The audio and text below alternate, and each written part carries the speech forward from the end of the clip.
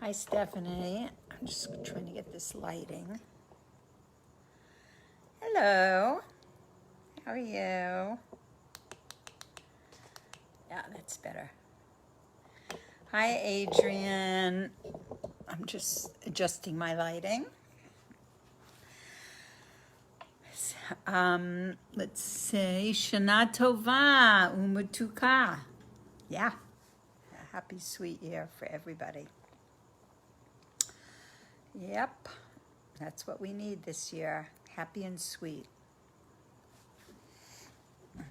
So we'll wait a few minutes to begin. We can chat. Hey, Sedona, how are you? I was just talking about Sedona this week to a friend, and what a wonderful experience my mother had in Sedona, and that red earth, so beautiful, magnetic. And when are you and Shira coming back to be part of our world? I'd love to know. Hi, Phyllis. Hope you're doing good. And Miranda, howdy. So far we have people from LA and Albuquerque and Sedona and many other places. We'll see what time the Israelis wake up. The Rabbi Goes West, a video, The Rabbi Goes West, by Phyllis. Sounds good. Tamar, hi. Hi, everybody. So I'll just start off by saying hi, welcome. Okay, Jerusalem's here. We could start. If the people could get up at 6 a.m. in Jerusalem for class, hi, Shira, then we can reward them by starting the class. So I'll just say that today is really, for us here in Southern California. Okay, first we have to say l'chaim on coffee, but I'm not saying it on coffee, but Sarah Lydia is going to have her 6 a.m. coffee, and we'll say l'chaim, and be Cassandra, l'chaim, so nice to see you. One of my longtime friends I know since maybe you're 17, something like that. And so was I. No, not really. So I just got a text from my cousin Marcy, who lives my niece actually, who lives, Gail, hi. I'm always so excited as the names start pouring in, and I wish my vision was better and then I could see the names as I'm teaching, but that's not happening. But at least in the beginning, I can greet everybody, hello, and welcome, really. Everybody welcome. I was just saying, right before the class, I was texting my niece who lives in Northern California, asking if she wants to come down here because I saw a picture of San Francisco with the air almost impossible to see. And I want to really dedicate this class for the safety. It seems like every week there's another level of safety that we're praying for people. And I am really grateful that I live in a beautiful place and that I can go to the beach every morning and I have a safe home to be in. And so far, and I was very lucky this summer to be able to go to Big Bear twice, to be in the woods and around a lake. And I have a friend, a writing teacher, who was supposed to go up this week, and the whole place now is closed down. And really, these beautiful places are they're being destroyed and they're being lost, and so many of them by just human carelessness, and when we were in Big Bear, 2 weeks ago I was in Big Bear, and my son Mendel was barbecuing, and then there was people in a cabin. We were in like a motel that had cabins, and there was people in cabins. Good morning from Jerusalem.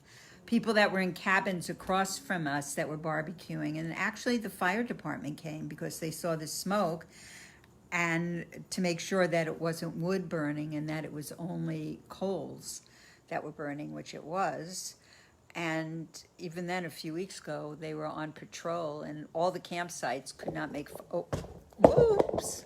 Oh, that was my little Facebook stand that almost fell in my lap. They couldn't make fires, and now all these people whose homes have been lost and devastated, and every time you read another story, your heart just breaks for these people. And the miracle, I was just reading about the helicopter rescuers that airlifted a few hundred people that were trapped in Mammoth, and how they didn't think they would be able to rescue them because it was so bad, and that people actually risked their lives to help other people. And it's a lesson for all of us. It's a lesson to be present for people, and it's a lesson to give what we can. And I know that right now out of Israel there are tremendous appeals being made that people will be able to purchase enough food for the holiday season. So if anyone wants to direct any funds towards Israel, I mean, that's my connection, is Israel, much more than people here in California through the fires, and other people have lost everything. But I'm sure that all over the state there are different organizations that are helping people, and people are going to need a lot of help, and we who are blessed to be safe at the moment have to be the ones that help them. And really it's I remember when I was growing up, all the appeals for Israel, and even though I didn't have this deep connection to Israel, I always knew that we always, those little blue boxes, the Jewish National Fund boxes that people would give money for Israel, that we really are very connected to each other, and not only to Israel, but to the people in California and the people in other states, and whatever we can do to help, we should do. I started in the beginning of the class to say I'm very blessed, and I'm able to go to Laguna every week. I have wonderful friends in Laguna that live across the street from the ocean, and I've been going there once a week to just revive my spirits and be able to go somewhere that's safe, because they're taking a lot of precautions and that are beautiful. And so tonight I want to say Mazel Tov and dedicate also the class to Laura Jacobson, whose birthday is tonight, and that she went over to her local fire department and said, I want to volunteer in case, God forbid, there's anything that's happening close by. I want to volunteer. And she's like short and thin, and he looks at her and he goes, well, we won't be giving you a hose, that's for sure. But he said, yes, there is a lot that you could do. Now, I would have never even thought of calling local fire departments and saying, if you need my help. And they said, if we, God forbid, need to evacuate people, we need people on the phones, and yes, we could use you. So there are many creative ways to be helpful in the world. So I want to start the class because there's a lot to learn. And we know that we have this week and next week to prepare for Rosh Hashannah. And I'm going to combine the Torah reading this week and preparation for Rosh Hashannah, and then focus next week also on Rosh Hashannah. If you get our emails from the Chai Center, there is information of different sites that you can look up in terms of, if you are not going to any high holiday services anywhere, of where you can order a prayer book. Even you can download it. You don't even have to buy it. You can download on the Chabad.org site. You can download an English-Hebrew prayer book for Rosh Hashannah, and then one for Yom Kippur. And there's so many tips. There are even videos of how you can, explaining the different prayers, explaining how you use the Machzor and how you prepare, for Rosh Hashannah. The customs of Rosh Hashannah, which next week we'll go over a few customs, and when you light candles and how you light candles. But, you know, one of the things is that the more preparation you put into something, the more you will get out of it. So I really want to encourage everybody.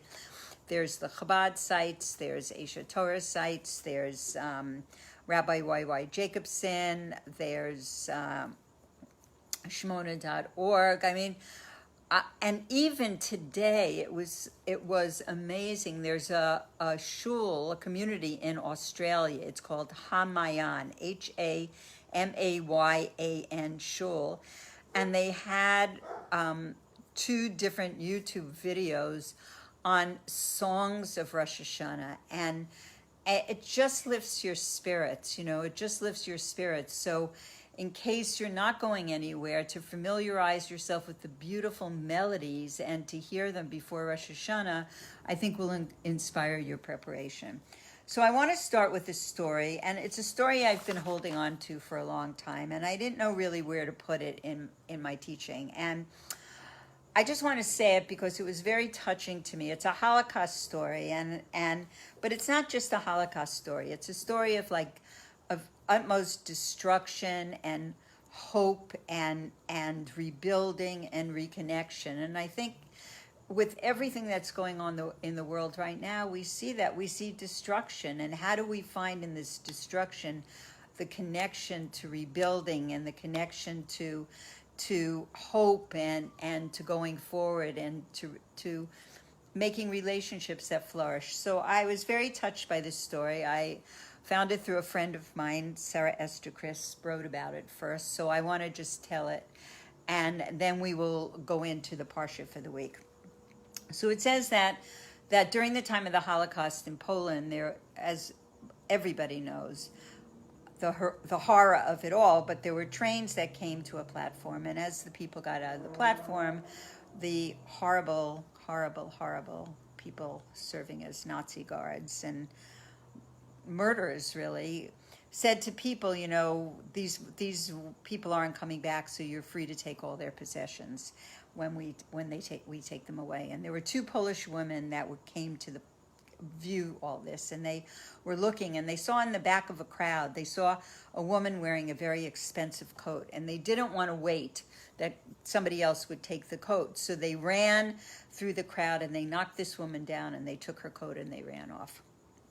And they laid the coat on the ground and they opened it, and there was, of course, there was gold and there was silver candlesticks and there was jewelry and there were heirlooms, all kinds of things in, and they divided it up. And then they lifted the coat and it still felt slightly heavy, and they opened it up. They found a secret pocket, and inside was a baby girl, alive, a little baby girl. And one woman said to the other, you know, I don't have children, I'm too old to have children, and you take the goods and I will take this baby. And they saw that this baby around her neck had a gold pendant, a gold necklace on, and with some writing, which they didn't know what it was, but they assumed it was Jewish writing. So this woman took the child home, and her husband was very happy, and they had this child, and they were very kind to this child, and they raised her. And of course, she was very smart, and she became a doctor. She became a pediatrician, and she was working in Poland in a hospital. And many years passed, and then this mother, the adoptive mother, she died. And a few days later, there was a knock at the door. And at the door was a woman that she did not know.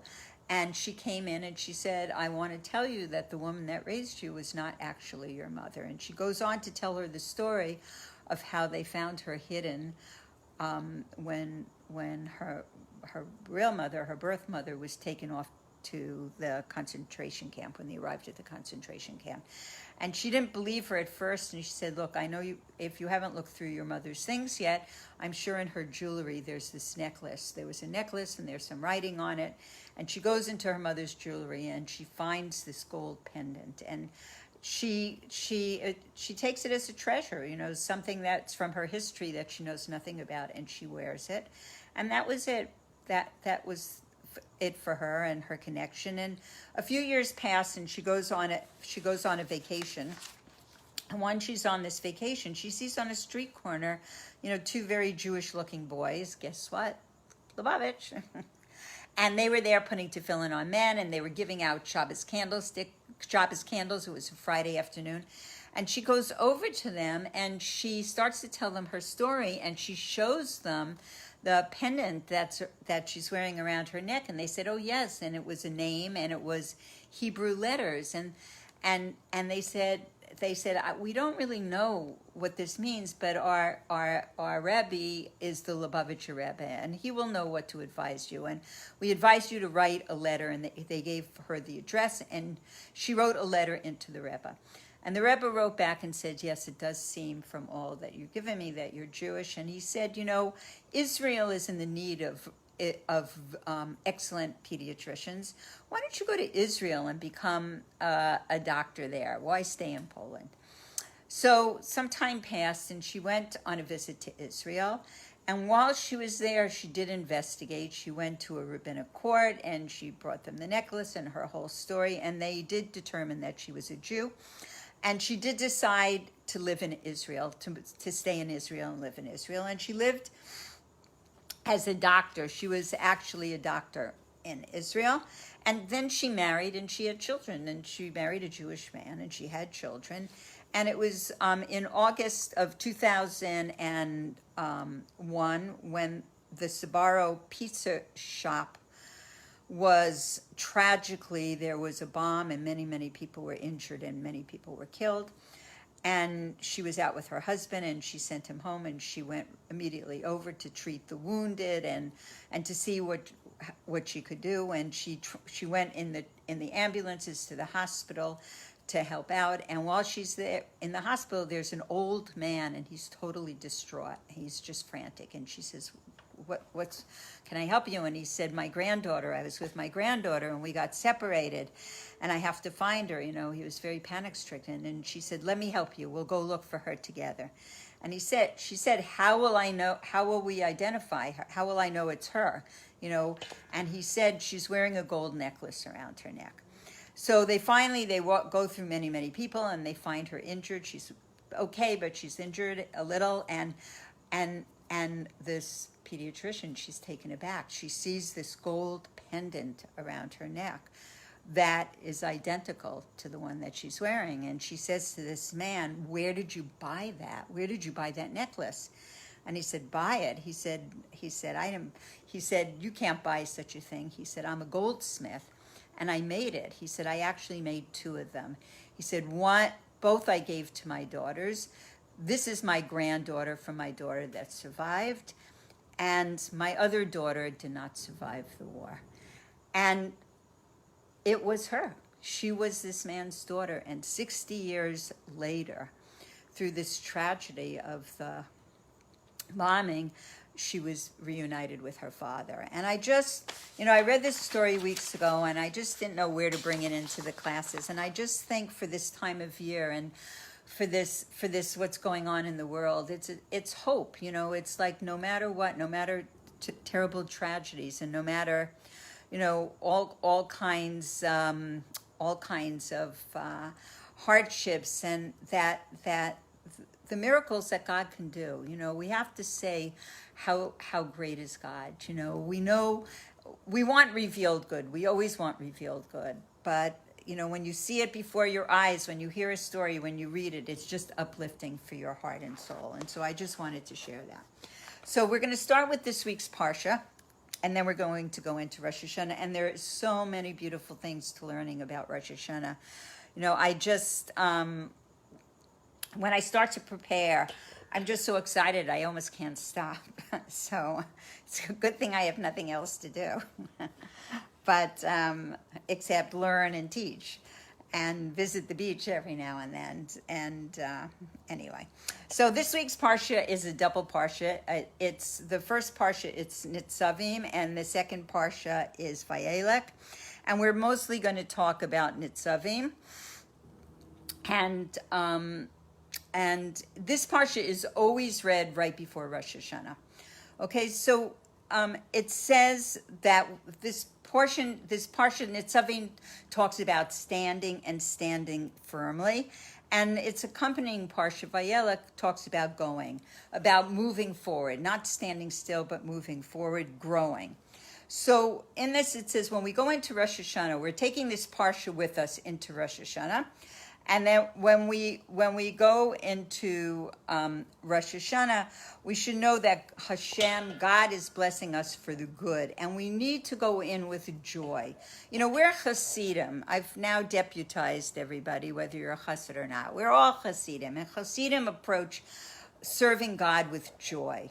Not with, you know, we're not morbid. We're not like cringing because of our deeds. We're finding the place of joy. We're finding how we can stand before God with joy. It doesn't mean that we're not acknowledging, making a reckoning and an accounting that we talked about last week, and acknowledging all these different things, but we need to go with joy, and we need to stand firm, and there has to be no compromise. We have to be able to stand this way. So it says in the Parsha, it says, you stand Hayom, this day. And this day refers to Rosh Hashanah, which is the day of great judgment. We're not saying that it's, you know, we don't make New Year's parties, okay? Like the non-Jews make New Year's parties with drinking and partying and celebration and setting off fireworks that might destroy the world. No, we don't do that. We have a spiritual approach to celebrating the new year, and now we're going to begin to understand and prepare. And it says that you stand, all of you, it says, you stand this day, all of you, before God, your God, the heads of your tribes, your elders, your officers, every person of Israel, small children, large children, men, women, grandparents, converts, from the hewer of wood to the drawer of water, meaning everyone stands together. You know, that was always the beauty when I first went to Israel in 1968, and I was on a kibbutz.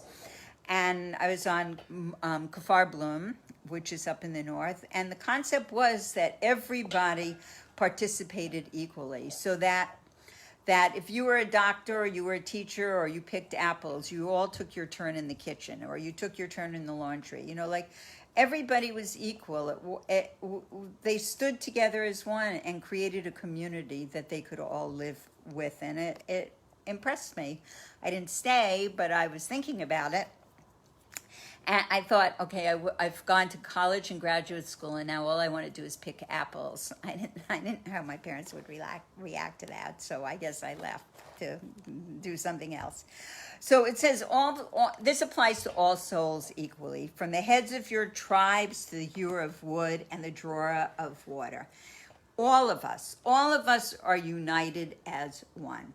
So this aspect of all as one implies more than just enduring each other, one to the other, or tolerating each other, regardless of the fact that one could be a tremendous leader and one could be just a very simple worker person. It means that each are receptive one to the other, each complement one to the other, just like a head and a leg in a body. They complement one another. Each has its own job, each has its own task, and they're each incomplete without the other. So it says the unique qualities of the head. The head is the highest part of a person. It's the intellect, it's the leadership of the person. Okay, that's self-evident. We can understand what it is. And the legs are the lowest part, but they're the foundation. They're the foundation of the whole entire structure, including the head. They support the head, they elevate the head, and they bring the head from one place to the other. So they each are needed. They each must complement each other. So this is the work. This is the spiritual avoda of Rosh Hashanah. When it talks about Hayom, we're standing this day. We're standing on Rosh Hashanah, all of us together before you. And it says that this is the Torah reading. This is how we go into Rosh Hashanah. This is what we're going to read this Shabbos. And I just want to say about this Shabbos, this is what's called Shabbos Mevorachim. It is the Shabbos that normally each month of the year we bless the new month that's coming in. And the only time that we do not publicly or privately bless the new month is this particular Shabbos Mevorachim. That we don't bless the month of Tishrei. It says that God blesses the month of Tishrei. and gives us the power then to each of us bless each month as it comes during the whole year. So this Torah reading is enabling us to be strong, to stand together, and to go into Rosh Hashannah. And it goes on to say that Chassidut is going to, which is the inner teaching, the inner depth and understanding of what is being taught, is going to teach us, and we're going to do different parts this week and then next week. But on Rosh Hashanah, we recite verses that relate to kingship, remembrances, and the shofar. And we're going to go in detail to understand what that means, okay? So this is just a general laying down the foundation, and we're going to go into detail what it means. So it says we recite different verses from the Torah for the prophets and the writings, which state the need to declare the kingship of God. And then God is called on to remember us for good. And how does that happen? By means of the shofar. And there's so many amazing, just absolutely amazing teachings of the shofar. And all the deep inner teachings of the shofar we're going to do next week. So stay tuned for that, okay? But they're really just uplifting, really. And it says, after stating you stand from the hewer of wood to the drawers of the water, the Torah reading, this parsha continues, to make you enter into the covenant, a covenant of God, your God. And it says that to stand firm, knowing your direction, to stand firm is a preliminary to entering into the covenant and establishing the covenant of God on the day of Rosh Hashannah. And later on in this class today, we're going to go into that a little. And it says a covenant has very special significance. And a promise that's made in a covenant transcends rational considerations, that you put reason aside when you enter into a covenant, and you're joined by a special bond that precludes anything else in the world from weakening that covenant. And we do it through mutual love and an assurance that it's permanent. There's a permanence to it. So the same type of understanding exists between God and the people Israel.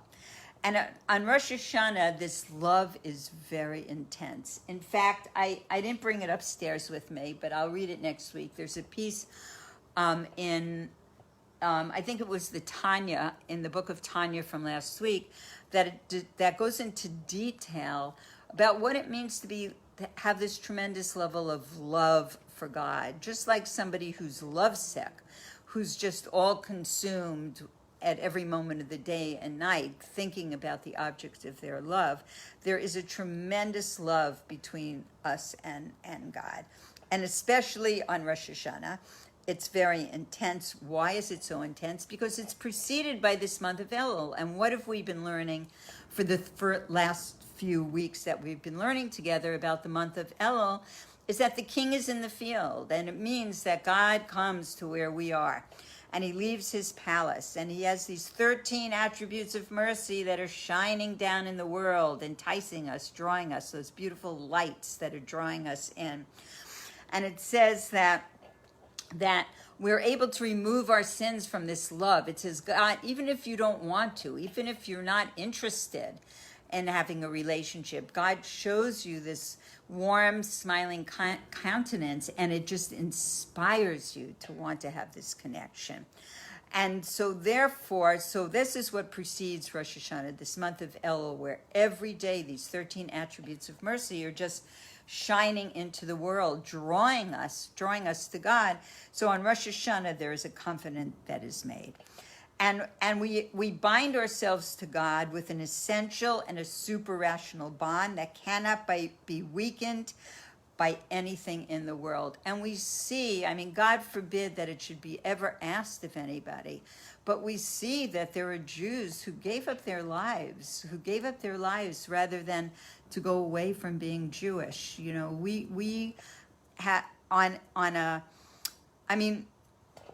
we have not faced that challenge of like the Inquisition or the times of the Crusades or things of that nature. You know, certainly there are people that are murdered for being Jews in the United States and other countries and in Israel. And I often, you know, I was once in Hebron, walking down the streets of Hebron, and it was many years after. There was once a baby. Her name was Shelhevet Paz. She was 10 months old, and she was in the playground of Hebron, and she was killed by a sniper. She was murdered. And about a year or two later, there was a kiddush for her baby sister that was born. And I was with one of my friends in Hebron walking down the street, and we passed this beautiful smiling couple, an older couple. And when we passed them, my friend said to me, you know, those are the grandparents of Shelhevet Paz. And, you know, the grandfather, about 10 years before, was axed. I mean, he's alive, but he was axed in his head by a terrorist. And he used to be a sofer, and now he can't do sofers anymore. And they were just greeting people with this just smiling countenance. And I just had this overwhelming feeling. It only came from my own head. There's nothing I've ever read or learned about it. But I had this feeling that there are people, there are these souls that from generation to generation take on a certain level of suffering that I don't have to suffer, that all of us don't. You know, there was so much suffering in their family. They took on so much on themselves. And yet they take it on for the Jewish nation. And it should be that nobody ever has to go through that again. And today we do. We have our own soldiers. We have our own people protecting us. And I just want to say Elachayim for my grandson, Ari, who is learning how to jump out of airplanes as we speak. In Israel, he's a member of the IDF, and he will be protecting Hebron. And I'm sure his grandfather is smiling down at him because that was his favorite place. And all these boys should be protected. We now have a means to protect ourselves. And hopefully the signs of the world turning somersaults and turning upside down should be that it's a sign of Mashiach is here, not just coming, but is here. So l'chaim, for everybody's safety. And so the spiritual work of all of you as one evokes in God, as it were, he binds himself to the souls of Israel beyond rational considerations. And we give ourselves beyond reason, because from a rational perspective, what would bind the head of a people and the wood chopper? Really, but it says this love of God, you shall love God with all your might, And one of the things I just want to say that this week I saw a clip of one of the princes from the United Emirates Republic being interviewed, and he said, what we have in common is love of God. That's true. That's what we have in common. And it says you shall love God with all your might. And that's the human's might, me'od, through it's essential, and it elicits God's might, God's strength. So what does this term mean? This term me'od can be read either as a noun, which means strength or might, or the sense of possessions, or as an adverb, meaning very much or exceedingly.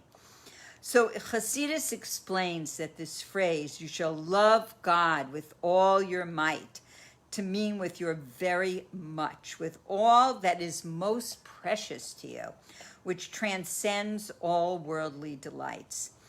And there's an unrestricted, transcending love of God, that we love God with all our heart, with all our soul, and with all our might. And we know that we are finite. Mankind is finite. And that we can't say our love is infinite, because it's very hard for a finite being is finite, but we're trying to include this love of an infinite God in our own. And it involves extraordinary effort, transcending. That's why meditation is so helpful and so important. And really, I want to really encourage people. As I say every week, I take this extraordinary meditation class that's given from a wonderful teacher in Sfat. How to push your heart and mind and soul to expand its boundaries, to encompass this idea of love of God, to reach for this level of infinity. Because it says it's a level of God's super consciousness, and it goes beyond anything that we can imagine, and we can reach for that. We actually can reach for that. So this work of all of us standing together, everything has to be truthful and honest and based in reality. And that's tough. That's really tough. So on Rosh Hashannah, we pray before the blowing of the shofar. And it says, God chooses for us our heritage, the glory of Yaakov, who he loves. And chooses for us means that this choice comes from the essence of God, that God connects us to essence, because only divine essence is beyond any restrictions or any limitations and is transcendent. So, and how do we even understand those words? Really by meditation. And I'm happy to share my meditation classes, and because I think it's the key to reach deep and to pull out those experiences. And we have to reflect this year. We have to reflect back on the year, and we have to reflect forward to what we want the coming year to be. So this month of Elul, we're going to go back into Elul for 1 minute. This month of Elul, we have these acronyms that spell out the word Elul. I'm not going to go into all of them in Hebrew. I think we've done it in a few of the classes before.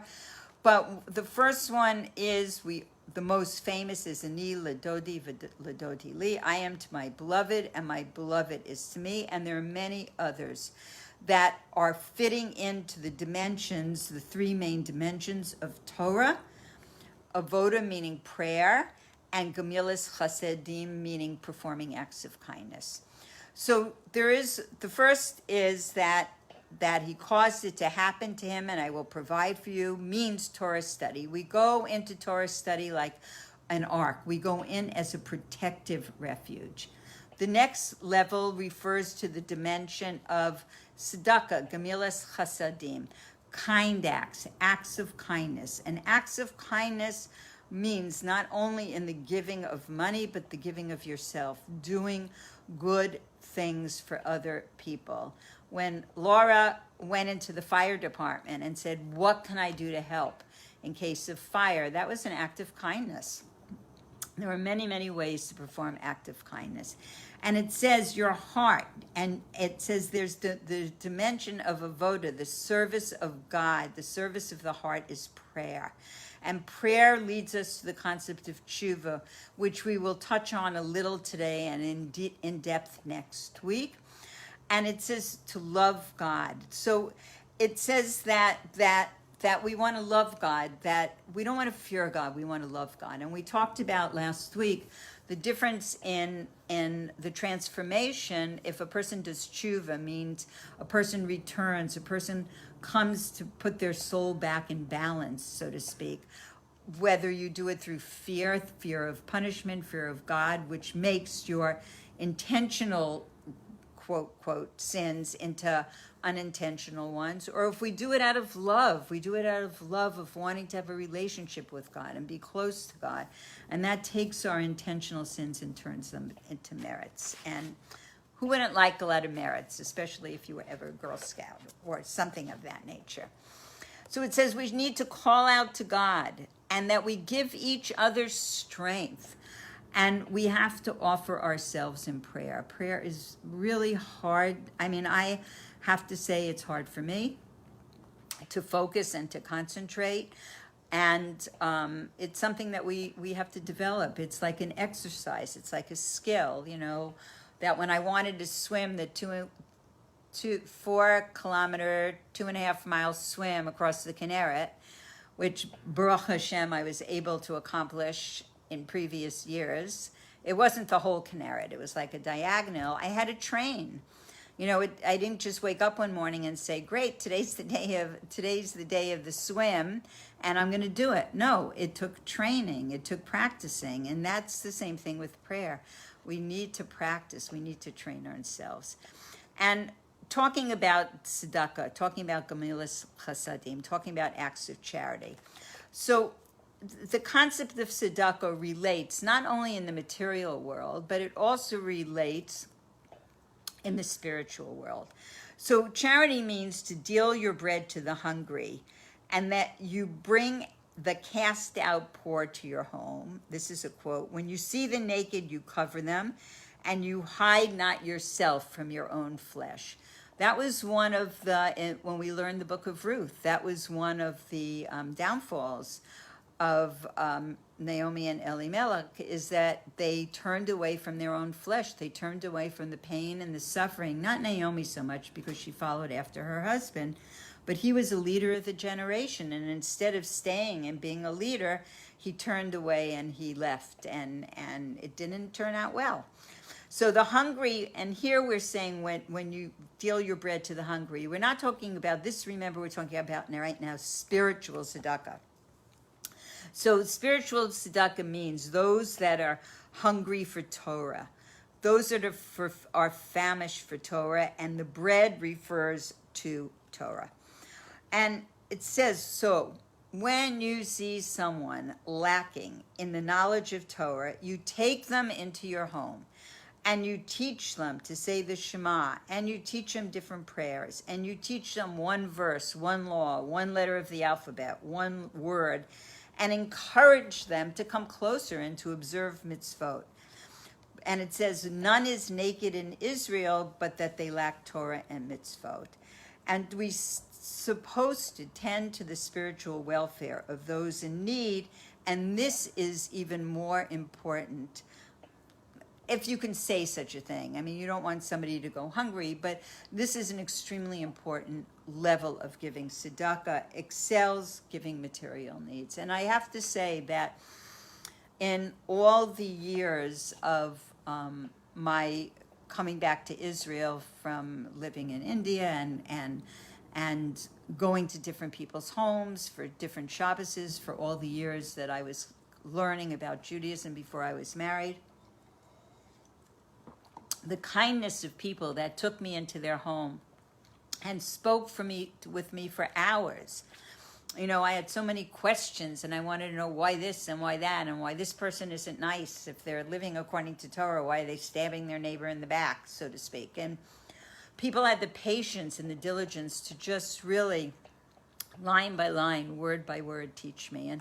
And I am really grateful. And so, you know, if it says, the Rebbes teach us that if all you know are two letters, Aleph and Beis, of the Hebrew alphabet, don't think you have to know the whole alphabet and the whole Torah and the whole Chumash and all kinds of teaching before you can share your knowledge with somebody else. If you only know Aleph and Beis, you can teach Aleph. And that is really true. I mean, it's not just a saying, and you will benefit, you will be uplifted by it. It will be inspiring to you.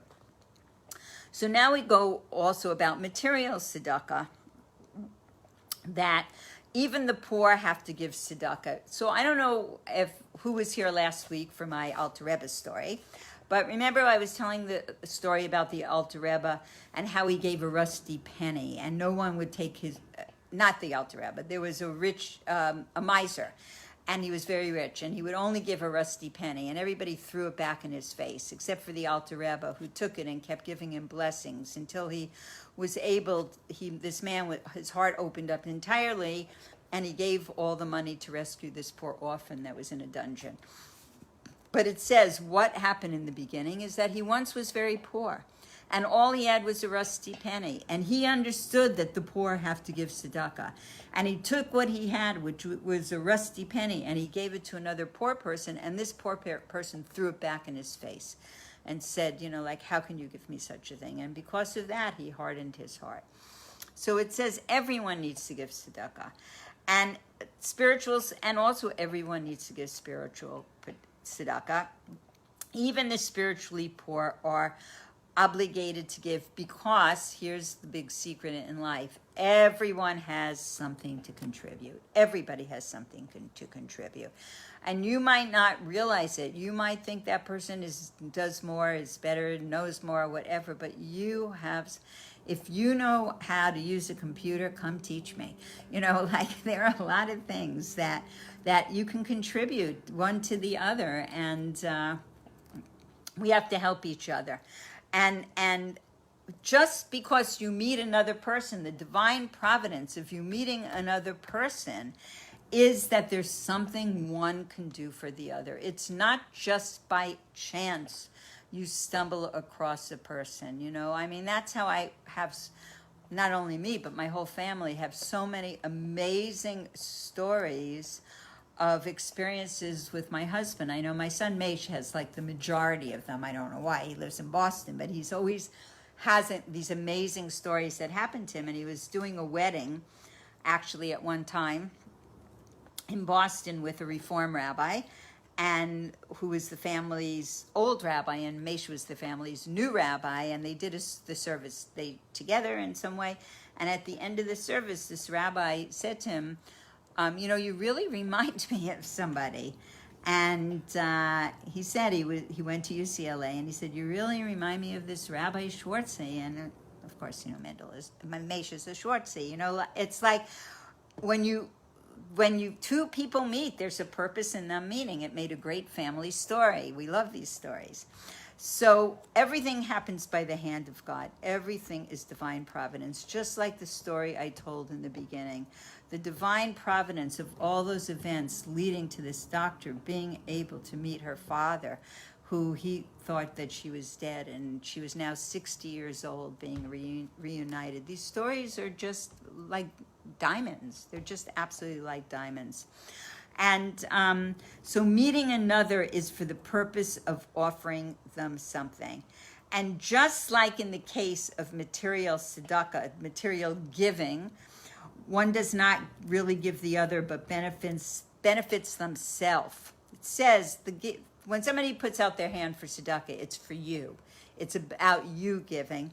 Also on the spiritual level, the one that really is receiving. And I have a great story of giving in Jerusalem. For many years, there sat an old lady in the old city. I used to know her name. I don't remember her name offhand. She was very old, and sometimes she sat in the old city, sometimes she sat by the kotel, and she was always asking for money. And then if you didn't give her the proper amount, she'd yell at you a little, but if you knew her, you do it with a smile. So one day, I knew her for years. I was living in Jerusalem at that time. I lived in Jerusalem. I was lucky enough to live there for 4.5 years. And so we were standing outside the kotel. There were the buses. There was the number one bus, stand outside, the gates of the kotel plaza area. And I was waiting for the bus, and she came up to me and she said, will you I had a bus card. You can get a bus card. You pay something and you get 20 rides. And she said, will you punch me on the bus on your ticket? And I said, sure.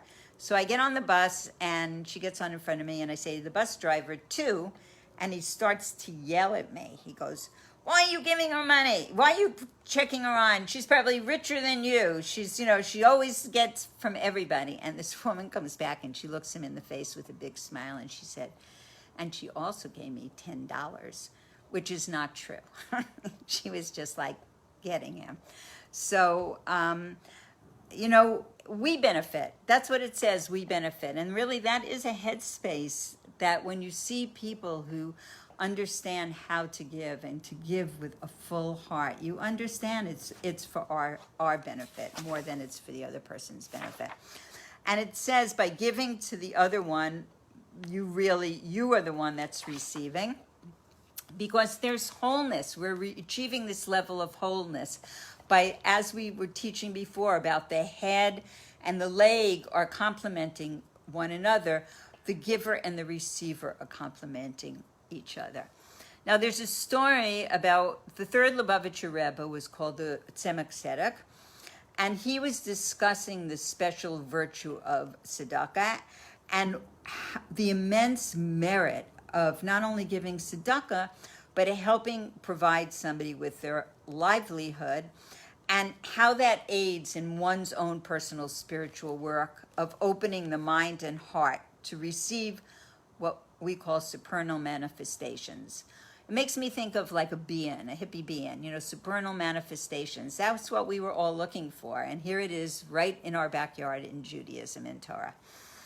And I'm focusing on this because tzedakah is one of the themes of Rosh Hashannah. It says, tshuva, return to feel a prayer, and tzedakah can change any decree. And we know that at times of hardship, in times of darkness, in times of personal illness or suffering, that the giving of tzedakah is very, very important. So the Tzemach Tzedek was telling his son, who is the Rebbe Marash, the following story. So he said he was traveling from a town in Russia that I actually can't pronounce, so I'm not even going to try, to Lubavitch. Thank God Lubavitch has an easy name to pronounce. And he was in a very good mood because he was looking forward to having some intimate closeness with his grandfather, the Alter Rebbe. So he was the grandson of the Alter Rebbe, and he was hoping that he would be able to see the radiant countenance of his grandfather, and he had a number of questions that he wanted to ask him. And we should say that the Alter Rebbe was not alive at the time, that he appeared to his grandson in visions after his passing. And it's told that many tzaddikim, many holy, righteous people would have visions and have visitations on whatever that means. I can't even explain it. From people like the Alter Rebbe, holy, holy, holy Jews in the world. And these visions are even mentioned in the Talmud. So there's a history of it. There's a precedence of it in Torah. And it says that he arrived in Lubavitch and he was very excited, and he went to an area that was the synagogue of the Alter Rebbe. It didn't stand there any longer. It had been burnt down, that whole area, in a fire. But we believe in energy now, in 2020, and that energy was still present there, and he wanted to connect. He felt that energetically that would be the place where the Alter Rebbe would appear to him, and he didn't come.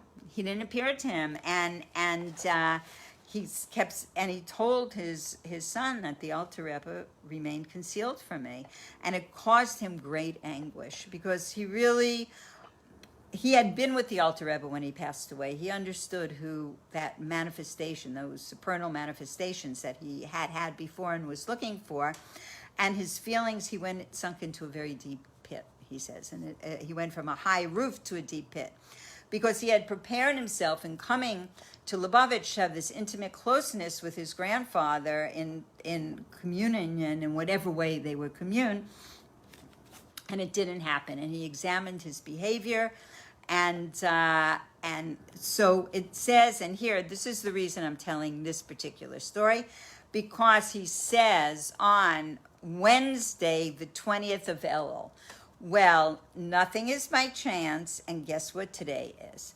Today is Wednesday, the 20th of the month of Elul.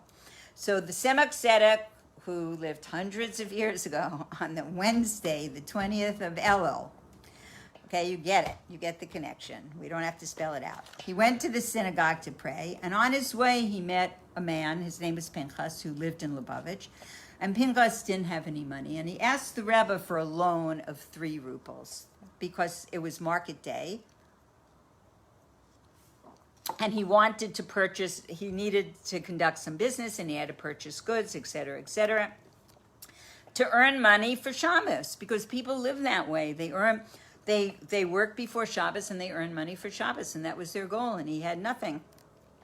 So the Tzemach Tzedek told him to come to his house after davening, and he would give him the money. And as he got to the shul and he did his preparation for prayer, and he put on his talis and tefillin, he remembered that this man Pinchas told him it was market day. And understanding it was market day, he realized, oh my gosh, he needs the money now. The market opens early in the morning. He can't wait till I finish my prayers in a few hours. So he removed his talis and tefillin, he put them down. He rushed home, he took out even more, 5 rubles, and he ran around looking for Pinchas, and he found him, and he gave him the money so he would be able to buy some goods and trade and earn money. And when he returned to the synagogue and he stood there and went to wash his hands before praying, the Alter Rebbe appeared to him, his face radiant, and he answered questions. And he said, the moral of the story, was tzedakah has a spiritual effect as well. Not only did he help Pinchas, and not only did he provide a livelihood for him, but there was a spiritual effect for him also. And he merited many things. I mean, certainly he was a very holy person. It wasn't like he did any other acts that were not correct. But he was especially had this connection. Why? Because he cared enough to give material sustenance to another Jew. And it says how did this happen? He met this Jew in the street. He didn't meet him. He didn't come to his own home. He was walking down the street and he saw this man Pinchas.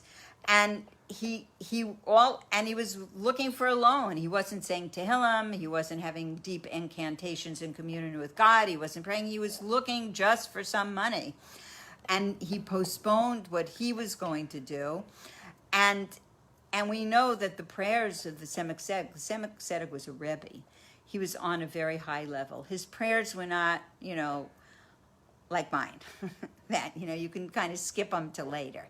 No, he was connected to the highest level. He understood each hour has a different connection. Each minute has a different connection. What all that means in a deep, powerful way. And that what prayer can accomplish in the world, how powerful prayer was. And yet he put it aside to do a material favor for another Jew. And it says that a person can live, in our teachings it says a person can come in this world and live 70 or 80 years only to do one favor for a fellow Jew. And if I had a good singing voice, I would sing you the song about it. It's a very nice song. I learned it from Hindelanger, Rebbetzin Hindelanger in San Francisco. To love a fellow Jew who's just the same as you is the message in our Holy Torah. She may be far from me, across the wide blue sea, and then but still I will always love her just the same for many, many years. And a neshama, meaning a soul, wears and tears just to do a favor for another. Just one favor can be your whole mission in this world. So when somebody asks for a favor, you don't pass it on. And I have to say that there are people that, you'll ask them for a favor and they'll go, well, if you don't find anybody else, call me back. And then there are people who say, absolutely, I'd be honored to do it. And that's a huge thing. So it says that everybody has qualities. One is everybody has the ability to give something to another. And the other is to be energetic. So on Rosh Hashannah, use that energy and use that ability to give to others. Use it. Don't say, oh, I have so much to work on for myself. I really don't have time to help somebody. It's such an important time of year. No, it says that this is the most important thing. And Rosh Hashannah has 2 days, so you've got a lot of time. And the first day is a more severe level of judgment. The second day is a little more mellow than the first day. But each day has an advantage one to the other, and they complement each other, and they become like one extended day. And so don't be like the people who argue, I have to do my own personal stock taking, I have to do my reckoning, I have to do my accounting. It's so complex, I don't have time. No. You can afford to include other people. You can afford to give other people. And one of the things we know is that how you stand on Rosh Hashannah is how you will stand the whole entire year, which we will go into in a few minutes when we just focus only on Rosh Hashannah. So the Midrash is giving an analogy between the Jewish people and what we call sticks. Sticks, like sticks, when you take a stick, like a piece of wood, a little stick, separately, you can break it easily. But a thick bundle of sticks, cannot be broken. Like I made pasta. Chayel is my mother's yahrzeit, and I had my family that lives in Los Angeles, my kids and grandkids over for dinner, and I made pasta. And I first took a big clump of pasta. They're like sticks, and I tried to break it, but I couldn't break them because it was too thick. So then I had to take a small amount individually and break it. So when you stand together, when you stand in unity, all of you, from the leaders of your tribes to the woodcutters and the water carriers, and you all stand steadfast together in unity, then there is nothing that we can't accomplish. And it says that unity is the instrument for the blessing from God, because God represents peace and unity, and we have to make a vessel for God's blessing. It's like if you have oil and you want to give your neighbor oil, and they come to you for oil. You can't just pour it. And what are you going to pour in it? You have to have a vessel. So when you have peace among the Jewish people, and when you have unity among the Jewish people, and we always have to search for what unites us, what binds us together, not what doesn't. And it says then nothing external can overtake us. And external factors can only penetrate when a Jew makes a crack within themselves. And the crack can be as thin as the horns of a grasshopper. That's pretty thin. But that allows in a break. And that can be, and how do we prevent that? By unity. That to care about each other, to love each other, to have somebody to talk to, a guidance counselor, a good friend. And it says this will enable us to stand firmly together. So that's the parsha before Rosh Hashannah. And now we're going to learn some amazing teachings about Rosh Hashannah, or at least I think they're amazing teachings about Rosh Hashannah. So, but in between the teachings, I'm going to tell a story. Chaim. So when I lived on Navy Street, which many of you here that live in scattered places of the world, that I see that you come to the learning. We're in my home on Navy Street. I remember doing a women's Farbrengen there one day, and I had like 4 tables of women.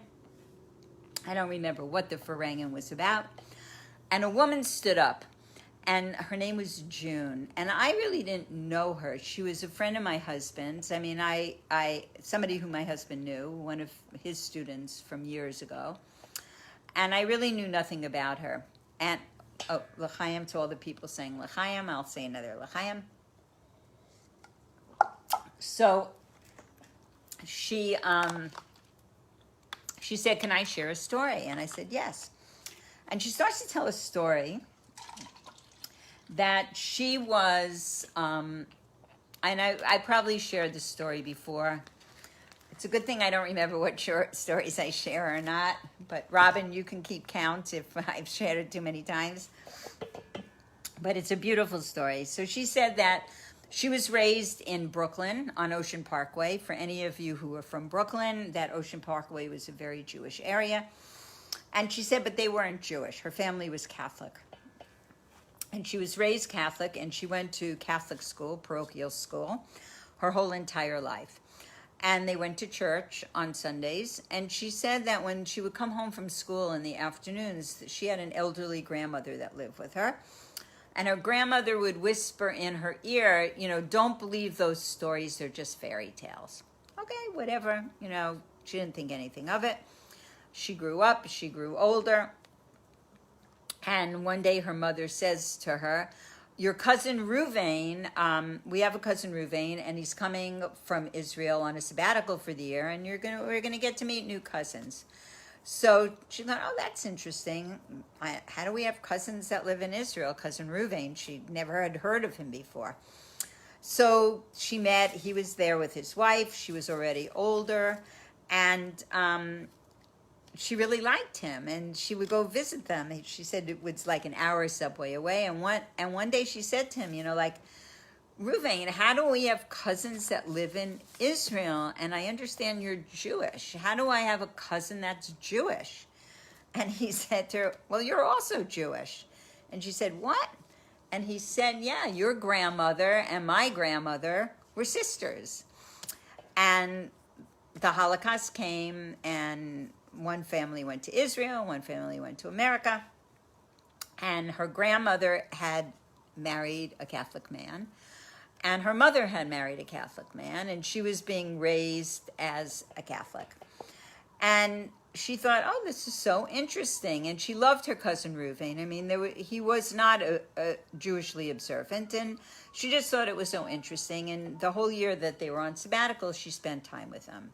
And they went back to Israel. And she then married a man, Catholic, and they had 2 children, and they lived in New York. And at some point, she divorced, and I don't really recall if she divorced before she moved to California or after, but she moved to California. And she was living in Santa Monica, and she was watching TV one day, and Rabbi Meir Kahana, Olav Shalom, came on the TV, and he said the following. He said, anybody that is Jewish and doesn't know that they're Jewish or knows nothing about being Jewish is like a child that was kidnapped from its home as a young baby and taken and raised in another environment. Immediately, when you turn off your TV, open your phone book and look for the nearest rabbi. Look for the nearest synagogue. It'll be listed under synagogue or temple. And she said immediately she ran to her phone book and she opened up, and what was the first synagogue that was listed? Chabad of Santa Monica, Rabbi Levitansky. And she called him up, and she met him, and then she met Shlomo, and she then very slowly became very involved with her Judaism, and she became a big supporter and a big follower of Rabbi Meir Kahana. And in all the years that Rabbi Kahana came to Los Angeles, my husband and I always had the opportunity to be with him and learn with him, really because of her. She was very committed, and in the last years of her life, she married a Holocaust survivor and became completely Torah observant and spent many, many years visiting Israel. So it's really a story of complete tshuva, and I just thought I'd share it between the Parsha and doing a little about Rosh Hashannah. And she died many, many years ago, but she died a Jew and a proud Jew, and it was really one of the first experiences for me in meeting somebody really that had a background that they were raised, that they were Jewish and they were raised totally as a non-Jew and found their way back home. So L'chaim, she changed her name to Ora. It was June, and she should just have a holy Gan Eden. I'm sure she's a rabble rouser with Meir Kahana in the higher world. So L'chaim. So Rosh Hashannah, there's so much. We're going to start with this. It's a talk from the Lubavitcher Rebbe. So it says, we know that the name of the new year, Rosh Hashannah, does not mean the beginning of the year. It means the head of the year. And it says the relationship to the other days of the year parallel the relationship of the head to the other organs of the body.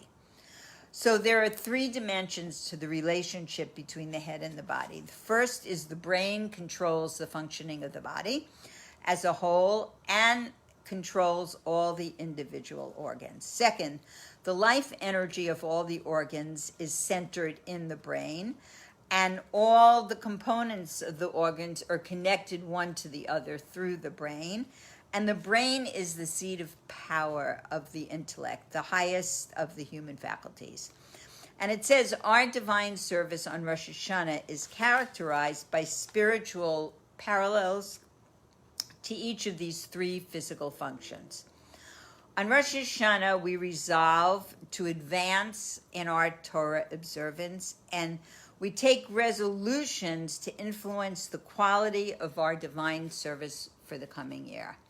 And I'm always fascinated on Rosh Hashanah how world Jewry is excited about Rosh Hashanah and runs to Rosh Hashanah and really it represents really taking on serving God. And not everybody comes to that conclusion. But in their soul, they do. That's why they're drawn to it. That's why they know that something is going on, even though if they don't know what specifically. And we want to influence our divine service for the coming year. And for many years, the Chai Center had Rosh Hashanah services. We've been in all over the city. We've been in the Henry Ford Theater and the Writers Guild and in the Bonaventure Hotel downtown and in the Western, and I mean about 12 different hotels in Los Angeles. And our favorite for my kids was always being in the hotels, because my dear friend Patrice would bring, tons, arrange all the food. She would do all the food, and my kids would get to eat meat and chocolate cake and all those things that, are not my skill base.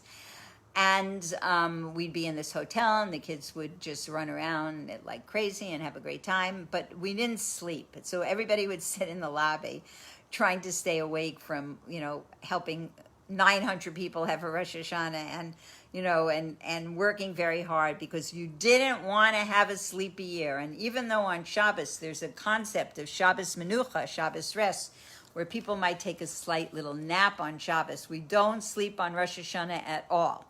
So we don't want to have a sleepy year. So we stay up on Rosh Hashanah, we say Psalms, we do holy things, we really try to concentrate on setting the tone, because of how the head of our year will be how our whole year will go. So with Rosh Hashanah we begin, and we'll talk about this more next week, the 10 days of Tshuva, return, because it's Rosh Hashanah through the end of Yom Kippur.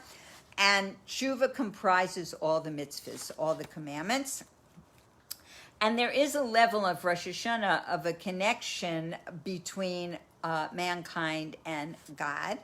And Rosh Hashanah, what does God ask on Rosh Hashanah? God asks that man to accept him as king. And we will go into that in detail. And sovereignty is a major theme of Rosh Hashanah, which we will explain. So I'm just giving you a little overview, okay?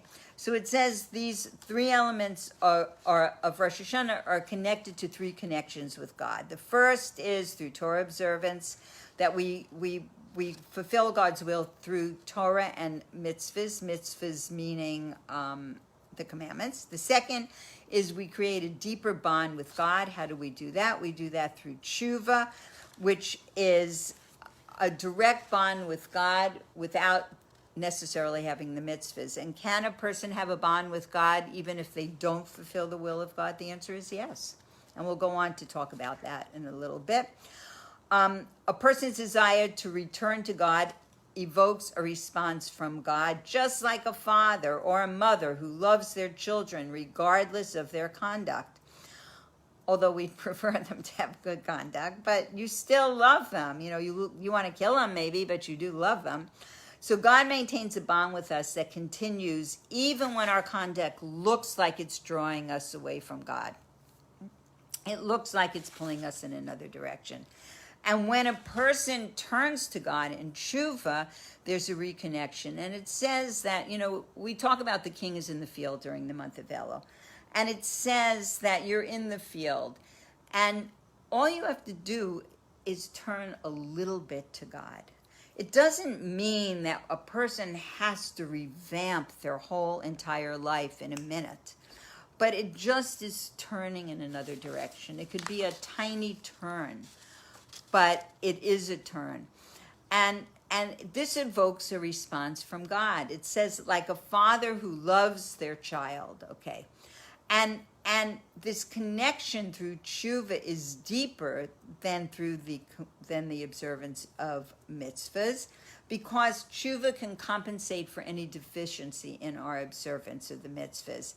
that we can't block a deep connection. That's why it's very important for people to speak to God from their hearts, to create one's own particular relationship with God. You know, it doesn't, for each person, it looks different.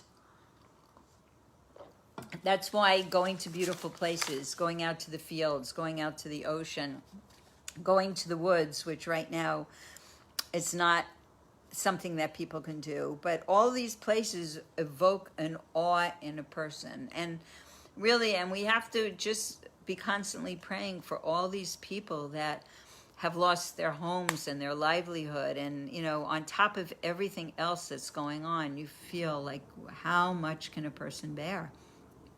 And there are people that are bearing a huge amount, and we have to really, not only in the physical, like we talked about, physical, material tzedakah, and it's very important for all of us to be involved, but spiritual tzedakah also, and just praying, caring and praying also for people's well-being and their health and safety has a real effect. And it says that when we feel separate from God, it kind of motivates our wanting to make a connection, our wanting to return. And that's the whole idea of us accepting God as king, which we will go into what that means, God being king over us. It's a bond, and we can't live without a king. We think we can, but we can't. Okay. And there's an understanding of this king-subject relationship that applies to God. And God cannot conceive of being without his subjects, because you can't be a king over no one. You have to have subjects to be a king over. And he turns to mankind and asks, accept me king over you. And he says, accept my sovereignty and then accept my decrees. And that is established through the mitzvot. And that's only possible. To accept his decrees comes after we accept his sovereignty. So even tshuva is possible only after God's sovereignty has been established. And the essence of tshuva is regret over one's past conduct and a firm resolution to fulfill God's will in the future. So Rosh Hashannah, we focus on our relationship with God and acceptance of sovereignty.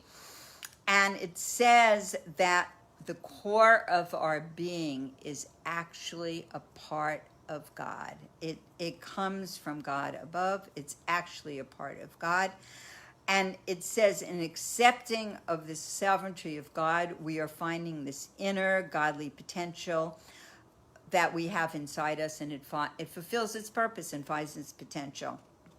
So when a person asks, reign over the entire world in your glory, it should be a deeply felt desire, not just a superficial statement. Like, we have to come to understand that all of this has to be real. All of this has to be deeply, deeply connected. So l'chaim. So now there's a few other teachings. There's actually a very complex teaching that I was going to do tonight, by Rabbi Ginsburg, but I decided to do it next week at the beginning of the class when everybody's mind can be focused, because it's one of the most beautiful teachings I've learned. And these are also beautiful. I've done some study with the Rebbe and Rabbi Raskin and Rabbi New and Sichos of the Rebbe's, and so that's what I'm sharing with you. So it says that we're supposed to refrain from doing work on the first day of the month of Tishrei. Tishrei is the first day of the 7th month. There is no work on Rosh Hashannah. So what does this mean? So we learn in a book, a sefer called Sefer HaChinuch, the concept of not doing work. What is not doing work? We relinquish our power over nature. And we contemplate the meaning of this day. It's very important, this time of introspection, this time of deep thought and connection. It says, the first day of the 7th month shall be for you a day of rest. So what's rest? Rest is a positive commandment. We cannot do work on this day. what is work, though work is work. It's the 39 categories of work that was done in the building of the Mishkan in the desert. So we have to contemplate what this means. On this day, we are told, God created man.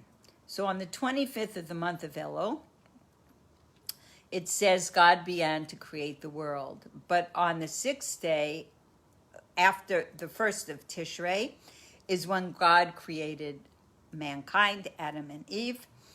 And it says, first came all the four-legged species, and then came Adam and Chava, and they were on two legs, and all the animals thought they were God. And Adam said, no, no, no, there is God, and we have to bow and worship God together, the King of Kings.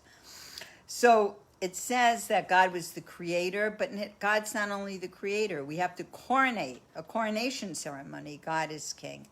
Now, I never knew anything about coronations, but I do have a friend that's English, and so she was very into the whole majesty of the English royalty and coronations and weddings and things like that.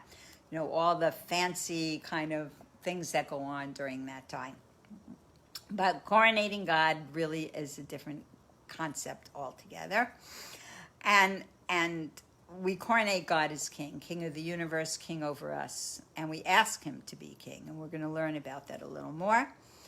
And it says that Rosh Hashannah is in the 7th month. So we know that the month of Nisan, which is the month of Passover, was the birth of the Jewish people.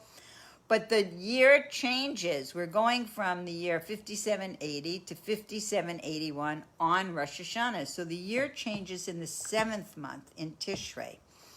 And this is the month that God blesses. And it says Tishrei stands for Reshis, which is the head of the year. And it says, you don't find anywhere in the Bible, in the Chumash, where it says Rosh Hashannah. It doesn't say Rosh Hashannah. It says on the 7th, in the 7th month on the first day.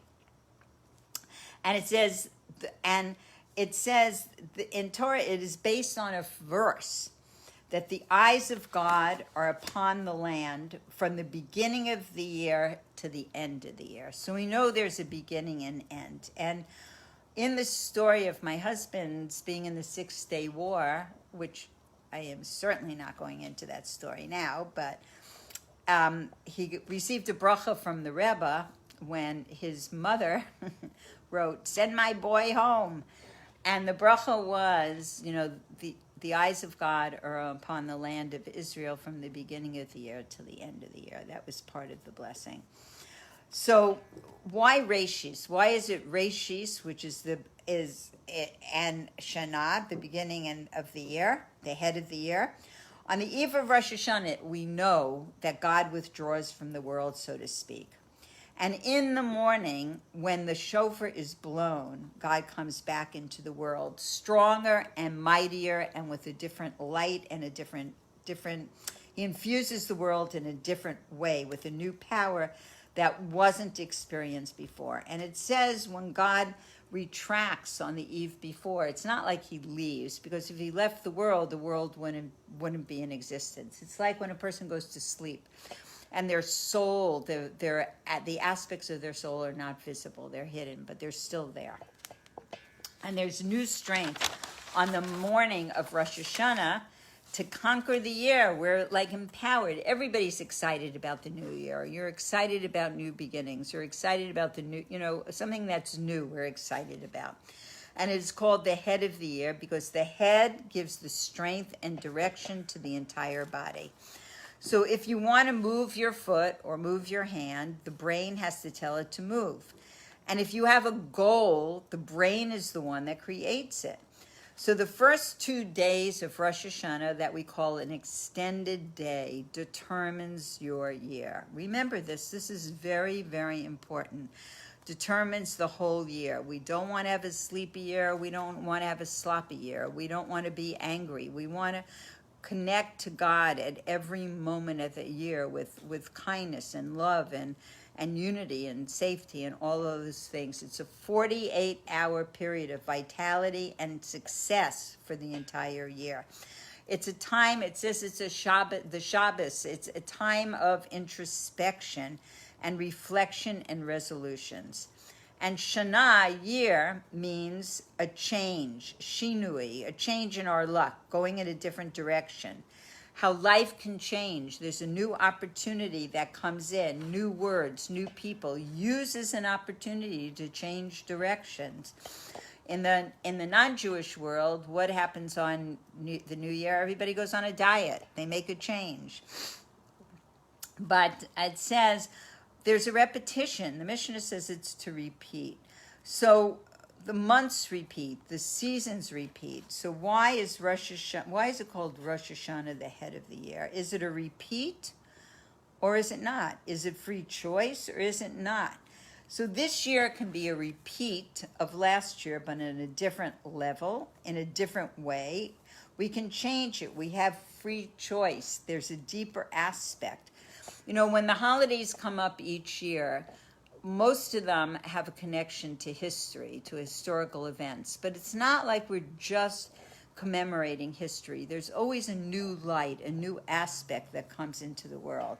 So there was a study that was done by somebody who was studying musicians and who excelled and who didn't excel in many things in life. And the people who practiced the most and repeated had their skills developed in the highest way.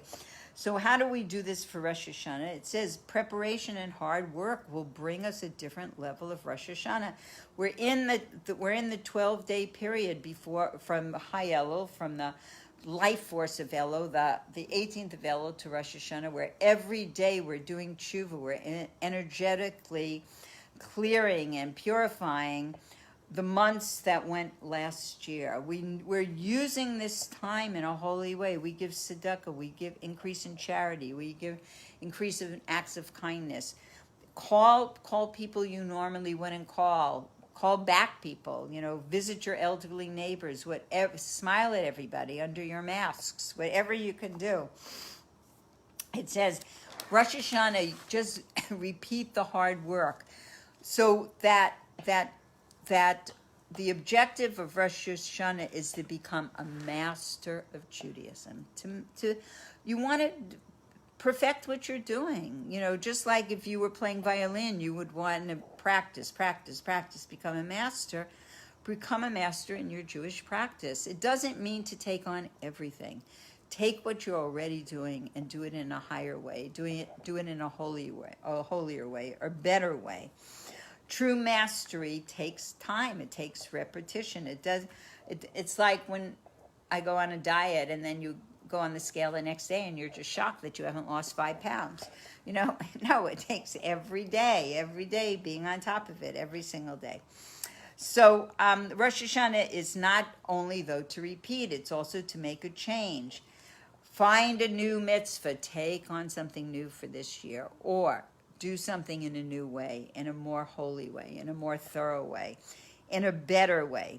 So King David, it says, Tiku b'shofar b'chodesh hashofar, blow at the beginning of the month the shofar. So blow can also mean to affix, to resolve. What's chodesh is the beginning of the month, or kiddush, something new with enthusiasm. If yesterday I did it one way, can I do it today with enthusiasm? Can I change? Yesterday's prayer should not be the same as today's. There should be growth. There should be change. And what is the shofar, which we are going to go into in depth next week? The shofar is to enhance the mitzvahs each day. Even though we're externally repeating it, we still enhance it in a deep internal way. And Rosh Hashannah is in the 7th month. The 7th month is called the month of satiation. It's 2 days that we're going to have to reconnect and introspect and to make this world a better place. And Rosh Hashannah, we come to say that we explore our connection with God. We ask God to be our king and to continue to recreate the world. And next week, Rosh Hashannah is on Friday night and Shabbos day, and next week I'll go into the blessings, but basically we light candles for the holidays on on Friday night, we say the prayer for Rosh Hashannah and Shabbat, and then the Shekianu, and I'll go into all of that next week. So this is another teaching about Rosh Hashanah. There is just so much. So it says that on the first day again of the 7th month, there were special offerings and the sounding of the shofar. And we know this mostly from the oral law, that Rosh Hashanah is the head of the year, and we know it's the anniversary of the birth of Adam and Eve. And it says, and it is the day when God judges the world, judges mankind, and judges the world for their fate. So there are three themes. One is we coronate God as king. And God says, every Jew on Rosh Hashanah, please say to me verses of sovereignty, in order to make me king over you. Say before me verses of remembrances, that they should come before me for good. And this is all achieved by how? By the sound of the shofar. So we have the themes of sovereignty, remembrances, and shofar. So these three themes. One, sovereignty. According to the Kabbalah of the Arizal, who's buried in Sfat, he explains that Rosh Hashanah is different than all the other holidays, that all the other holidays commemorate history, even though a new aspect that has never been before. And Rosh Hashanah is actual, real. It's happening now. It's unique. It's current. God is deciding the upcoming year. And man, this year we need a lot of prayers. And he's deciding health and wealth. It's the days of awe. It's personal. It's about our personal fate also, not just the world's. And on a deeper level, we know that Erev Rosh Hashanah, God withdraws his desire in the creation. And what is the objective of the whole creation? Why did God create the world? It said he had a desire for godliness and holiness to dwell in the physical world. That's it. To create holiness in the physical world. It's called Dira B'Tachtonim. An apartment. He wants an nice furnished apartment in this lower world, in this physical world. And he wants us to say to him, we want you. We want you to be our God. We want you to be our king. We want to have a relationship with you. This is what's called crowning God king. It's very nice to say, we're crowning God king. But what does that mean? It means we personally have to create a relationship with God in any way we can. And we can do it through specifics. You can energetically say, I want a relationship. But how is that relationship going to be? What are the details of it? How is it going to look like? And will it inspire us? And will it give us joy and all those things that make a relationship worthwhile to have? So we have this king-subject relationship, and we create it. It's created by the subjects. So God withdraws his desire, so to speak, and each year we deepen again and again. We're coming to deeper and deeper places. We're coming closer and closer to that time when godliness will pervade the world, even though it's becoming harder and harder to see. It's hard to see through the suffering. It's hard to see through the pain. But we have to look at what's good and positive also. We have to look at the benefits. We have to look at the growth. We have to look at the beauty in the world, the kindness that people do for each other. And that is absolutely tremendously outstanding. I saw today in the Ukraine, there's a rabbi that was just airlifted to Israel who had been taking care of a community. You know that there's been a lot of fighting over the years between Russia and the Ukraine, and there are cities where Jews had to flee from. And he's been in a city where there's been a lot of fighting and attacks and all kinds of things going on, and he never abandoned his community. And then people became, then the COVID happened, and he was helping to feed and care for the sick, and now he became very sick. And you see them airlifting him to Israel, and it was just remarkable, how it was just really quite remarkable in a protected oxygen tank, and it's just very inspiring how people go out of their way. Or to hear the reports of the helicopter pilots that flew into Mammoth Lakes to rescue hundreds of people that had no way to get out and risked their own lives, that really just put their own lives at risk. It was so difficult to get in there. And these experiences give you a lot of hope and a lot of commitment to go on and to be better and stronger. And what can we do? So we deepen, we create this celebration between us and God. And there is this divine withdrawal, and then we call God back into the world. And next week I'll tell a few stories about the shofar and just the deep inner mystical meaning of what shofar means in the world. So, and we know that we need God. So we call it Malchios, the crowning, the royalty, God's request that we invite him into our lives as king. And we belong to him. There's a surrender. So on Rosh Hashannah, we say what's called, all these things are said during the Musaf prayer. So when we pray every day, there are 3 prayers a day. And on Shabbos, there's an additional prayer, and on holidays, and that's called the Musaf service. It's an additional service. And it's said after the regular morning service, after the Torah for the day is read. And the Musaf service of Rosh Hashannah is the longest standing devotional prayer. And as I said, if you get our email, or if you don't get our email, you can go on Chabad.org, you can download or order by mail a Rosh Hashannah prayer book. And if you're not going to any kind of service, you can prepare yourself by seeing videos that actually go through the prayer book and explain what the sections are. So if you're going to do that, you want to understand what the Musaf service is, what you're saying, and how it's going to add to your life and what it's going to affect you. So there are 3 major themes. Again, we're saying them. There's theme of sovereignty, remembrances, and shofar. And it says that we say 10 verses for each theme. So the 10 verses come from the 5 books of Moses, the Bible, from the prophets and from the writings, and they're woven together and for the 3 themes, and then the shofar is sounded. So in the middle of the Musaf service, we have these themes, then we have the shofar, we have these themes, then we have the shofar. It's like a little dance. And it says that the first theme is sovereignty, and we elicit God's desire. We pledge ourselves. It's called Malchias, the royalty for all humanity. The remembrances are called Zikronos, the conclusion of the blessings. Blessed are you, God, who remembers the covenant. Remember in the beginning of this class in the Parsha Nitzavim, we're talking about the covenant.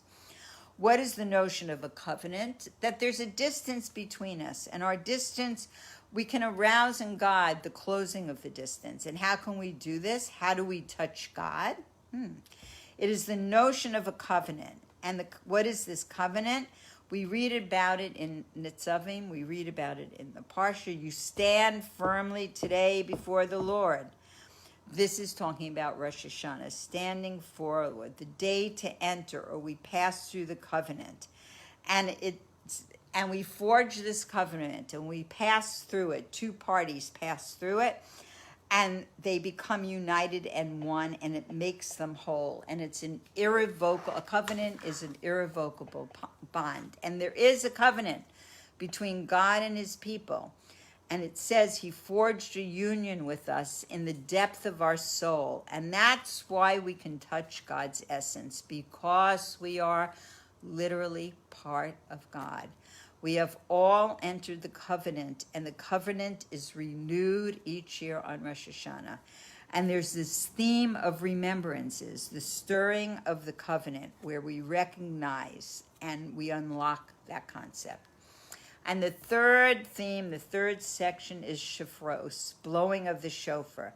There are 10 layers of meaning, and the dominant one is tshuva. And next week we are going to go into the depth of the shofar. And the shofar is about an awakening, that cry, that blast. A shofar is always bent, indicating submission, surrender. And in order to coronate God, we have to have a loyalty to God, the King. And it says that if a person has transgressed, And even in their heart and soul, they didn't do tshuva with a consciousness that the shofar has the ability to cleanse. And that with our resolution, there's a spiritual awakening, and it's a crucial element that will affect the coronation. And this awakening we call tshuva, the return to who our souls really are. And for Rosh Hashannah to be meaningful, we ask that we have strength to do tshuva. And God is saying, I want to be part of your life. So let's make an opening. Let's make a vessel. Let's take on something more, a new mitzvah, a new commandment, or take what we're doing and do it in a deeper way, a higher way, a better way. And collectively, we can create peace that will be established on earth, and God can provide for it regardless of our effort. God says that there are 2 chests full of treasures. One chest is free for the taking. It's open, take it. And one I want to give you. So what happens if we don't do tshuva? What happens? Does it mean I won't be blessed? No, it doesn't. It says you have 2 opportunities to get the treasures. One, you can get it free for the taking, without the tshuva, without the work. God will bless you. Don't think that you won't be blessed. Or you can have it from the hand of God. And it says that there are 2 parables that define what the shofar blast is, and I want to read them to you. It was told by the Rebbe Marash. He talks about these 2 parables to explain what the cry of the shofar is. So the first is a parable from the Baal Shem Tov. So it says that there was a king, and the king had an only child, and this child was the apple of his eye, and he was very well educated, and he wanted him to master different things in different fields and different cultures, and he sent him to a far-off country, gave him a lot of gold and silver, and he went far away from home, and eventually he squandered all his money, and he was left completely destitute. And in his distress, he decided to return to his father's home, and after much travel and difficulty, he arrived at the gate of the courtyard of his father's palace. And in the passage of all these years, he forgot the language of his native country, and he was unable to identify himself to the guards. And in his despair, he began to cry and cry out in a loud voice. And his father, the king, recognized his cry, recognized the voice of his son, and he went out and he brought him into the house, kissing him and hugging him. So the meaning of this parable, told by the Baal Shem Tov, is that the king is God, and the son is the Jewish people, who are called the children of God. And the king sends a soul down to this world in order to fulfill Torah and mitzvahs. But the soul becomes distant, and it forgets its purpose, and it forgets everything to which it was accustomed above in the higher worlds. And in the long exile, it forgets even its language. So it utters a simple cry to God, his Father in heaven. And this is the blowing of the shofar, a cry from deep within, bringing regret for the past and determination for the future. And this elicits God's mercies, and he demonstrates his affection for his only child and forgives him for the past. That's the parable from the Baal Shem Tov about the cry of the shofar. There's also a parable of Rabbi Levi Yitzchak of Barditchev, and he related a parable. He said a king was once traveling in the forest and he got lost, and he couldn't find his way out. And the more he searched and the more he walked around the forest, the more lost he became. And there was a man who was a forester, and he recognized who the king was, and he was able to escort him back out of the forest, back to his palace. And the king rewarded him with many presents and gave him a position as a minister, a powerful minister. And after a while, this man committed an act which the king felt rebellious against him, and he was tried, and he was determined to be guilty.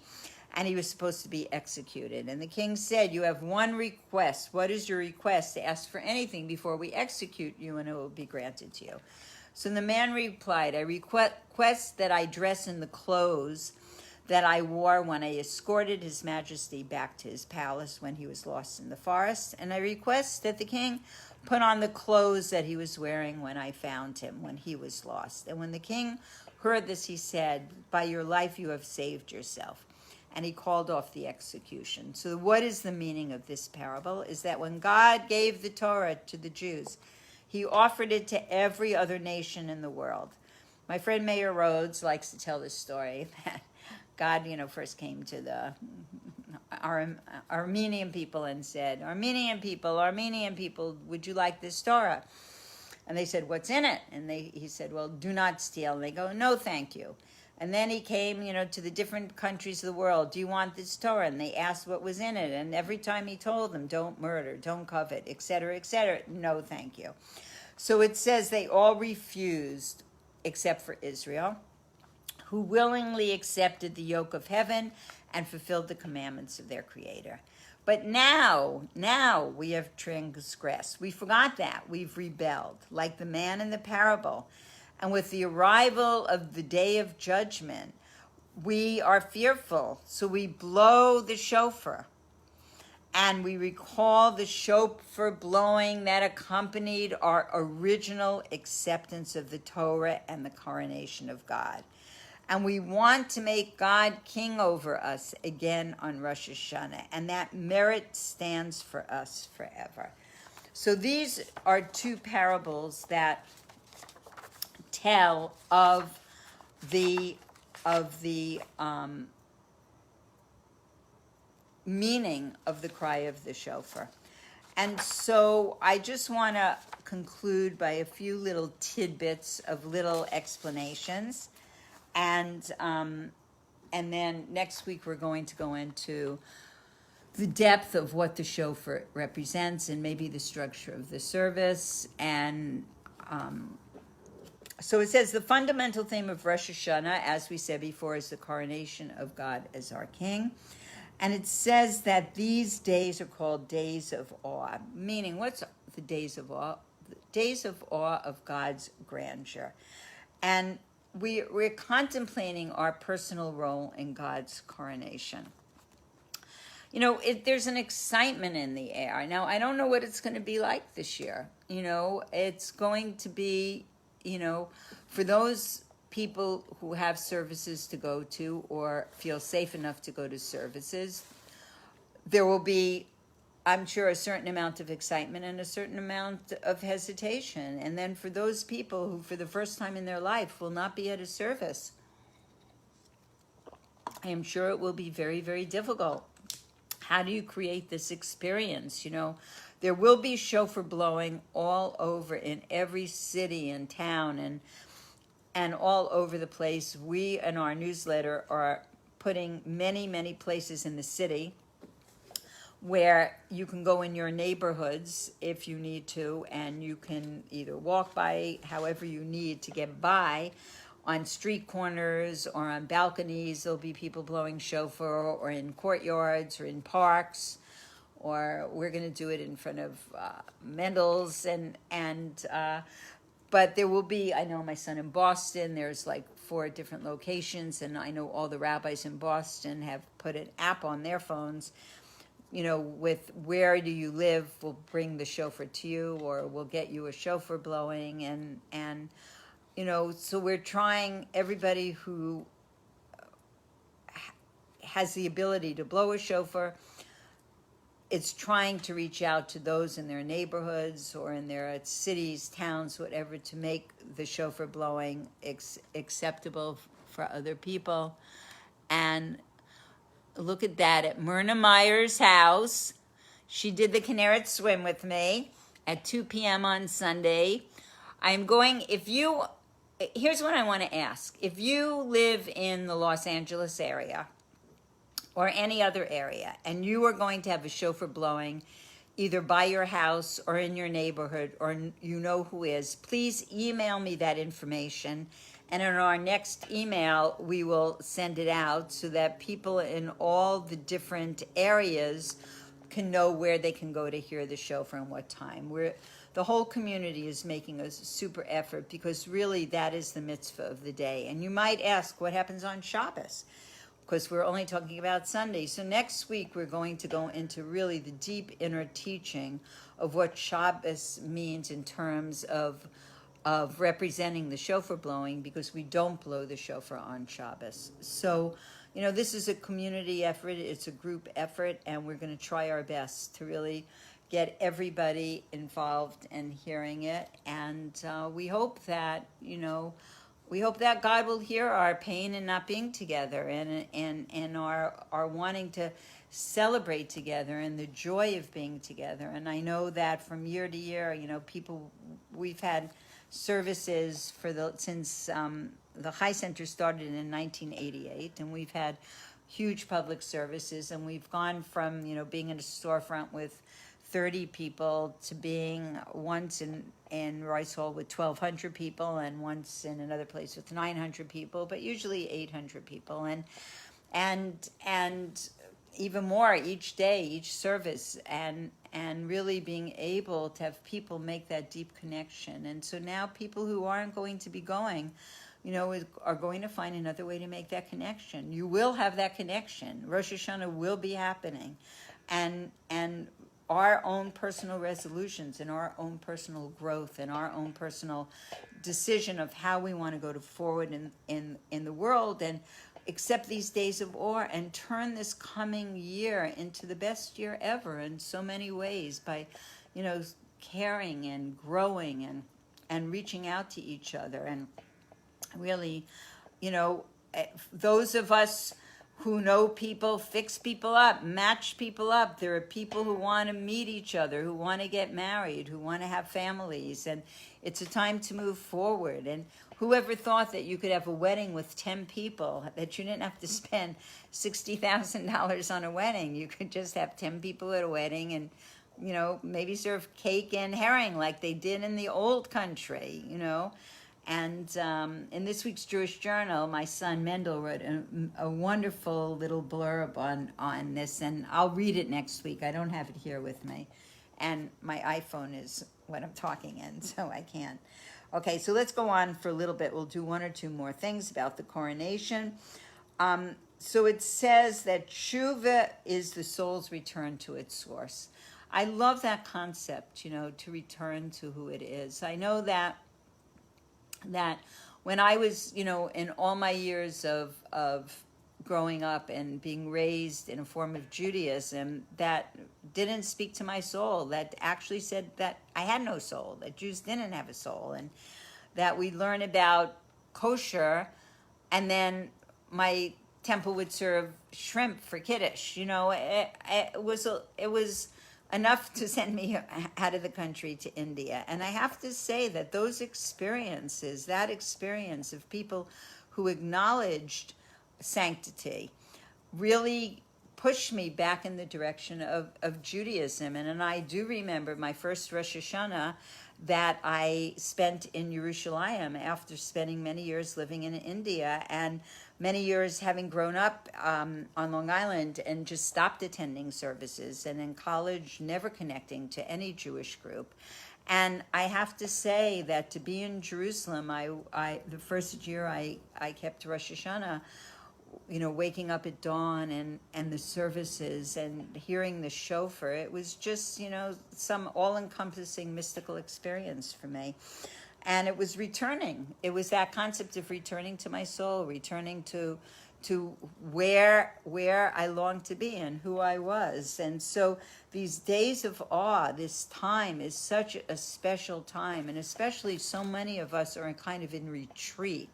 I feel like I've been in retreat. Last weekend, my oldest son, it was his 50th birthday party, and every family member from all over the world, basically except me, went to New York to his birthday. And I usually have this, FOMO, fear of missing out, when I don't get to do something. And it's the first time I actually had none. I was actually totally content because I'm so used to being in this retreat headspace, so to speak, that it was okay. You know, it was like I've really taken this time and really grown on so many levels from it, even though I would like, you know, to go back or to go forward. But it's a time to renew. It's a time to learn other skills and other talents and other things in our lives. So for those of us who will not be getting out and will not be able to have that outer experience of Rosh Hashanah, we want to know, how do you create the inner experience? How are you going to have the power of that, the music and the songs and the understanding and those melodies? You know, just, I said in the beginning of this class, I'm listening to this shul from Australia, Hamayan Shul, where they're going through all the Rosh Hashanah melodies in order to remind people who will not be in a shul on Rosh Hashanah. And it was so soothing to me. It was, you know, gave me so much. So, you know, there's so many resources. Turn to them. Don't miss out the opportunity. Don't look at what's lacking. Look at what you can go towards. Look at what you can go to. So we want to renew this oneness with God, and we want to be fit for it. We want to be like fit to be at the coronation of the King. You know, we want to really come to that in any way that we can. So it says, on Rosh Hashanah, we accept the yoke of heaven with joy, not as a burden. That is so huge. We have to see it as a privilege, what we're able to observe in Jewish life, what we're able to give to ourselves. It has to give us joy, you know, like have your best delicacy, you know, say, you know, bless the year, bless all of us, you know, give blessings out to people. Somebody is asking me a question. Yes. So the shul is called Hamayan, Hamayan shul. It's on YouTube. And they had somebody, you know, doing a musical service, and then I started to listen to Rosh Hashanah melodies, and it was just uplifting for my heart, you know, really just uplifting. And I have other resources, so you can always email me. Okay, so we were at the splitting of the Red Sea, and we accepted the yoke of God's sovereignty with joy, with singing, with dancing. We should be dancing. You know, if you're alone, dance, sing the prayers, sing them. You know, when you sing, there's a unity. It's like if I'm talking and you're talking at the same time when I'm talking, it might take away from my talking. But if I'm singing and you're singing at the same time, it's only going to add to my singing. So that we have to sing together. We have to know that we're in our separate places, but it's not from a lack. There's a unity. There's a joining together. And it says, blow the shofar on Rosh Hashanah, renew your deeds, beautify your deeds. God's coronation requires complete readiness to assume the proper spiritual state, that everything we have is connected to the King, and we're accepting the yoke of heaven. And it says that this is the beginning. It's not the culmination. This is the beginning of our conduct for the year, this acceptance of the yoke of heaven. This is the essence of the holiday. We don't want to have a sleepy year.